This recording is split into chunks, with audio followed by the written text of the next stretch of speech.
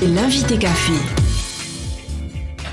Nous recevons notre invité café dans le cadre de la campagne de prévention et de dépistage du cancer du col de l'utérus intitulée Juin vert. La campagne a débuté le lundi 13 juin. Elle est primordiale puisque la maladie est toujours présente en Polynésie. Je reçois Delphine Lutringer, médecin de santé publique et médecin référent à l'Institut du cancer de Polynésie française. Bonjour. Bonjour. Alors, déjà, le cancer du col de l'utérus, c'est quoi finalement rapidement ? Oui, c'est important. Donc en fait, le col de l'utérus, c'est la partie basse de l'utérus qu'on trouve donc au fond du vagin, qui se situe au fond du vagin. Et donc, le cancer du col de l'utérus, donc c'est la maladie, c'est le cancer qui atteint donc le col. C'est un processus qui est assez long, normalement. C'est vrai que c'est un cancer, on sait exactement à quoi il est dû. Il est dû à un virus qu'on appelle le papillomavirus humain, HPV. C'est une infection qui se transmet par les voies sexuelles tout au long de la vie, mais qui est ultra fréquente. Beaucoup de femmes, la majorité des femmes va le rencontrer et puis spontanément vont en guérir. Mais c'est vrai que dans une petite partie des cas, c'est 10% des femmes, elles gardent ce virus et ce virus, petit à petit, en 10-15 ans, peuvent transformer les cellules du col de l'utérus en lésions bénignes tout d'abord, des lésions précancéreuses, puis en cancer. Et justement, pour éviter ces problèmes, comment dépister le cancer du col de l'utérus ? Eh bien, en fait, justement, ces 10-15 ans, eh bien, c'est le temps nécessaire au dépistage, c'est-à-dire qu'on préconise pour toutes les femmes âgées entre 25 et 64 ans d'aller chez leur taoté, leur gynécologue, leur généraliste ou leur sage-femme, en fait, pour réaliser un examen gynécologique complet, mais le praticien réalisera aussi un frottis, donc il ira récupérer quelques cellules au niveau du col pour mettre en évidence si éventuellement il y a des cellules anormales. Ces cellules anormales, l'intérêt, c'est que ça peut être les lésions dites bénignes précancéreuses. S'il y en a, on les traite et s'il n'y a plus de liaison précancéreuse, eh bien, il n'y aura pas de cancer du col de l'utérus. Donc c'est pour ça que c'est très important parce que le cancer du col de l'utérus est un cancer évitable.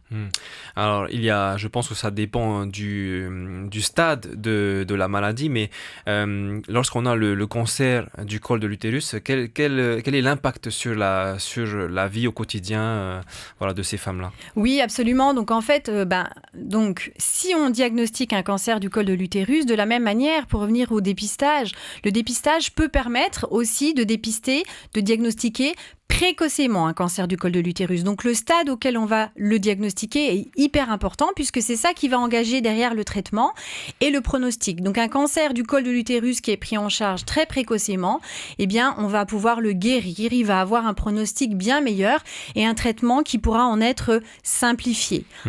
Donc ça peut être, en effet, on l'a un petit peu vu dans le reportage précédent, ça peut être de la chirurgie, de la radiothérapie, donc des rayons. La curithérapie, c'est dans le même, c'est dans le cadre de la radiothérapie. Et puis également, à un stade plus avancé, en effet, de la chimiothérapie. Alors, les derniers chiffres officiels datent de 2016.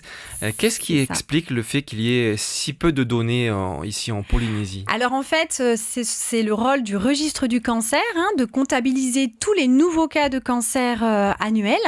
Ça paraît simple de compter des cas de cancer, mais c'est extrêmement compliqué. Ça fait appel à une méthodologie très rigoureuse pour qu'on puisse être absolument exhaustif. Le registre des cancers était sous la responsabilité de la direction de la santé. Avec la naissance de l'Institut du cancer, donc on a repris à notre compte ce registre. Et puis on va essayer de continuer les travaux, de les améliorer, d'avoir des données qui soient plus récentes. Néanmoins, il faut savoir que sur ces données-là, il y a quand même toujours 2 à 3 années de recul. En 2022, on n'a jamais les données des cancers 2021. Voilà. Alors, la dépêche indiquait l'an dernier qu'entre 2017 et 2021, le nombre de femmes atteintes du cancer du col de l'utérus en Polynésie avait doublé en passant de 19 à 39. Qu'est-ce qui, selon vous, explique cette augmentation ? Est-ce qu'il y a réellement une augmentation Non, je ne pense pas. En fait, je pense qu'on parle là peut-être de file active, c'est-à-dire la totalité des patientes qui sont prises en charge une année donnée pour un cancer. Le 39, c'est ça que ça reflète. C'est absolument pas des nouveaux cas de cancer. Les nouveaux cas de cancer, c'est une quinzaine par an et c'est relativement stable. On va essayer de continuer à le démontrer, mais voilà, 39, ce n'est pas le nombre de nouveaux cas de cancer. Voilà. Donc non, ça n'a pas doublé en tant que tel sur les cas de cancer.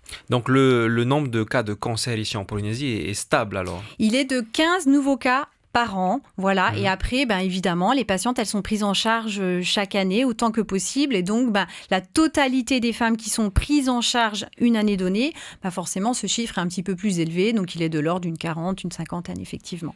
Avec la reprise de la sensibilisation, là, depuis cette année, à quoi il faut s'attendre? Il faut s'attendre à une baisse de ce nombre de malades? On aimerait beaucoup. En fait, plus on fait de frottis, plus on détecte de lésions précancéreuses et plus on va carrément éliminer le cancer du col de l'utérus. Il y a également aussi un autre outil de prévention, la vaccination contre le papillomavirus, qu'on va également déployer en fait très largement sur le territoire. On espère qu'il sera disponible en fait d'ici la fin de l'année. Et à ces deux outils de prévention, le vaccin associé au frottis, on a beaucoup d'ambition, mais pas seulement nous, parce que l'Organisation mondiale de la santé, avec frottis et vaccination, envisage d'éradiquer le cancer du col de l'utérus d'ici 2100. Alors comment est-ce que justement l'Organisation mondiale de la santé prévoit de faire ça, d'éradiquer le cancer du col de l'utérus? En déployant de plus en plus, en faisant du dépistage et en faisant des campagnes en fait pour inciter les femmes à aller se faire dépister, comme on le fait là, et puis aussi en incitant les pays à déployer la vaccination contre le papillomavirus. Donc nous, c'est ce qu'on va essayer de faire aussi cette année. Voilà. Et donc normalement, les deux mis bout à bout, on peut peut-être réussir à atteindre en effet cet objectif très ambitieux. Est-ce que vous incitez les femmes à se faire vacciner? Alors pour l'instant non, c'est extrêmement compliqué pour les professionnels de santé parce qu'ils savent qu'il y a ce vaccin. Il est disponible au Fénois, néanmoins il est très onéreux. Donc c'est compliqué pour eux d'inciter des femmes à les faire dépister en fait leurs ados, parce qu'on vaccine entre 11 et 14 ans. Voilà, c'est compliqué. Faire vacciner? Oui, voilà, à se faire vacciner. Donc c'est compliqué d'inciter les femmes à aller faire vacciner en fait leurs enfants quand on sait que les doses sont extrêmement onéreuses. Donc c'est pour ça qu'on veut le prendre en charge d'ici la fin de l'année à 100% pour que on puisse grandement faciliter la communication en fait autour de ce vaccin. Je ne l'ai pas dit tout à l'heure, mais le dépistage par frottis, c'est pareil, il est pris en charge à 100%. Donc la meilleure solution là pour les femmes en Polynésie en général, c'est vraiment le dépistage, c'est d'aller voir le gynécologue. Et c'est d'ailleurs... C'est ça, c'est absolument ça. C'est frottis dans l'immédiat. Et puis après, je reviendrai vous voir d'ici la fin de l'année pour parler vaccination. Alors, est-ce que ça peut impliquer un traitement lourd, le cancer du col de l'utérus? Oui, comme on l'a dit tout à l'heure, c'est sûr que la chimiothérapie, c'est quand même le traitement le plus lourd. La chirurgie, c'est pas non plus très simple. Donc oui, de toute façon, le traitement du cancer, il reste lourd. Donc plus simple il est, mieux c'est. D'où, une fois de plus, l'intérêt du dépistage. Dernière question avant de passer au programme. Le cancer du col de l'utérus par rapport aux autres cancers, est-ce qu'il est particulièrement dangereux ou... Alors, on a des chiffres qui viennent de la métropole. Ça, c'est pareil, dans le cas du registre du cancer, on aimerait avoir des chiffres de pronostic en fait pour le Fénois. En France, en termes de pronostic, c'est le 5e cancer, c'est-à-dire que le pronostic, ça veut dire en fait c'est la survie à 5 ans, elle est de l'ordre de 60% à peu près. Voilà. Donc c'est le 5e cancer le plus dangereux alors? Non, du moins, voilà, le cancer meilleur pronostic. Et puis, c'est le 5e avec une survie à 60%. Voilà, donc on a des cancers de meilleur pronostic, comme le cancer du sein. On va être de l'ordre de 90 à peu près. Voilà. Donc, je le disais tout à l'heure, la campagne de prévention, justement, du juin vert a débuté lundi dernier, lundi 13 juin. Qu'est-ce qui est prévu, justement, pour cette campagne? Alors, cette campagne, on est là donc pour informer, pour inciter les femmes au dépistage. On a en effet des événements de prévus. Donc le premier événement est prévu le 24 juin.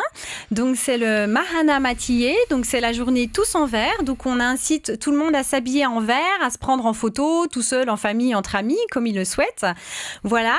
De mettre le hashtag Mahana Matiyé et de publier en fait la photo sur leur page Facebook ainsi que de nous l'envoyer par Messenger en fait sur le site Facebook de l'ICPF, icpf.polynésie. La meilleure photo remportera évidemment des cadeaux et puis également un affichage sur les écrans urbains digitalisés. Voilà, donc ça c'est assez sympa. Après, on a un deuxième événement, c'est le TikTok Challenge.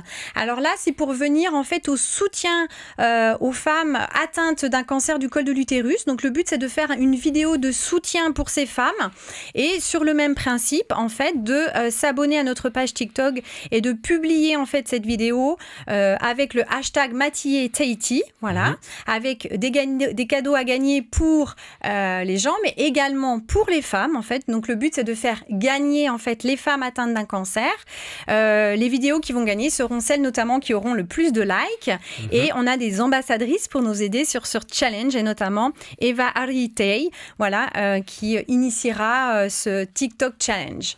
Et enfin, on a une grande journée de sensibilisation qui aura lieu donc le samedi 2 juillet, donc dans les jardins de l'Assemblée. L'entrée est gratuite, c'est évidemment ouvert au public. Voilà, donc il y aura des ateliers de bien-être avec du yoga, des massages, des ateliers culinaires, des petites activités physiques adaptées, du mandala, etc., etc. Évidemment, des conférences et échanges pour venir chercher de l'information autour du col de l'utérus, du cancer du col de l'utérus, sa prévention, son dépistage, des témoignages également. On aura un espace dédié aux associations et puis également tout plein de petits jeux ludiques, un espace photo avec toujours des cadeaux à gagner. Voilà, merci. Le temps passe vite, hein. Il est déjà l'heure de mettre fin à notre interview. Merci Delphine Lutringer d'avoir accepté notre invitation ce matin. Je rappelle que vous êtes médecin de santé publique et médecin référent à l'Institut du cancer de Polynésie. L'invité café.